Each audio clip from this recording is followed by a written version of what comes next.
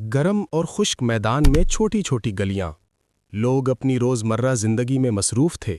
دھوپ تیز، مٹی کا دھواں ہوا میں اڑ رہا تھا۔ قوم خوش دکھائی دیتی تھی، لیکن اللہ کے احکام سے غافل۔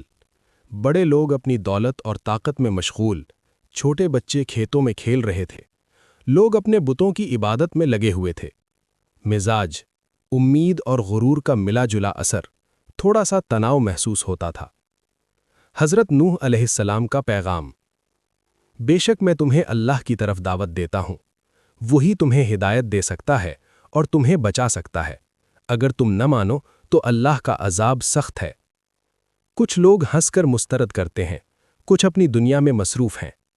یہ صرف فضول باتیں ہیں، ہم اپنی زندگی سے خوش ہیں، لوگ کہتے تھے۔ وقت گزرتا گیا اور حضرت نوح علیہ السلام کی دعوت قائم رہی۔ اللہ تعالیٰ نے قرآن میں فرمایا کہ انہوں نے اپنی قوم سے طویل مدت تک ان کی ہدایت کی کوشش کی، لیکن لوگ اپنے غرور اور گناہوں سے باز نہ آئے۔ ایک دن اللہ نے حضرت نوح علیہ السلام کو حکم دیا کہ ایک کشتی بناؤ، کیونکہ ایک ایسا عذاب آنے والا ہے جو نافرمانوں کو ڈبو دے گا۔ لوگ حیران ہوئے کہ خشکی پر کشتی بن رہی ہے۔ انہوں نے کہا، یہ کیا ہے؟ ہم تو پہاڑوں پر چڑھ جائیں گے۔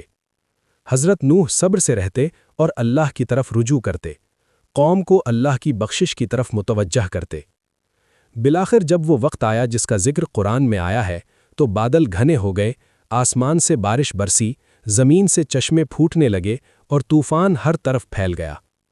حضرت نوح علیہ السلام ایمان والوں کے ساتھ کشتی میں سوار ہو گئے۔